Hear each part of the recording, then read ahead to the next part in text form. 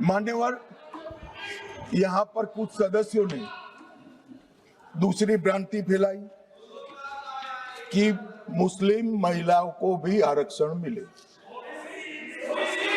अरे आता हूं भाई, आता हूं। पहले अखिलेश बैठे हैं तो पहले उनकी बात करूं ना। पहली बेंच पर बैठे देखो। मान्यवर,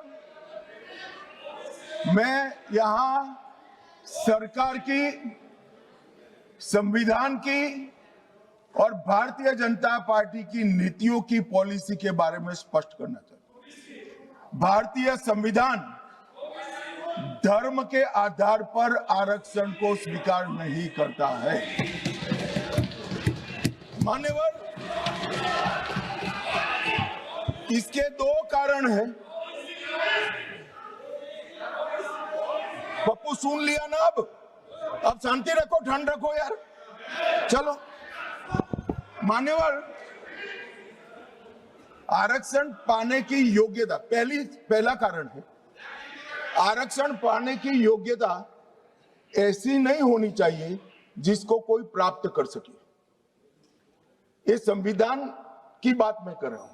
अगर आज कोई अन्य धर्म का व्यक्ति है जिसको आरक्षण मिलता है, यहां नहीं मिलता है, और अगर वो मुस्लिम बन जाता है तो उसको आरक्षण मिलेगा।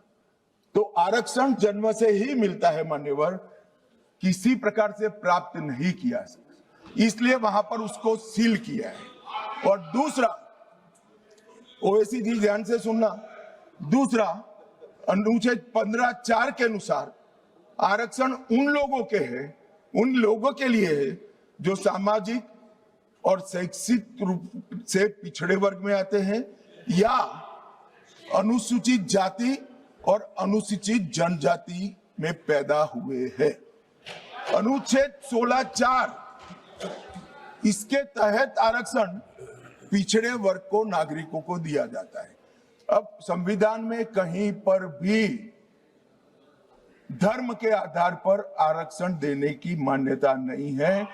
ये इंडी अलायंस वालों ने अपनी तुष्टीकरण की राजनीति के कारण इस देश में मुस्लिम आरक्षण की डिमांड खड़ी करना चाहते हैं। और इस संविधान की बात करते हैं। कोई भी संविधान पढ़कर बता दे मुझे, संविधान के किस आर्टिकल से धर्म के आधार पर आप आरक्षण करोगे? कोई बता दे मुझे। एक भी आर्टिकल में कोई प्रोविजन नहीं। मान्यवर, इसलिए भारतीय जनता पार्टी, हमारी सरकार, दोनों का नीति स्पष्ट है। जो संविधान सम्मत नहीं है वो धर्म के आधार पर आरक्षण हम ना भी देंगे, ना कभी किसी को देने देंगे।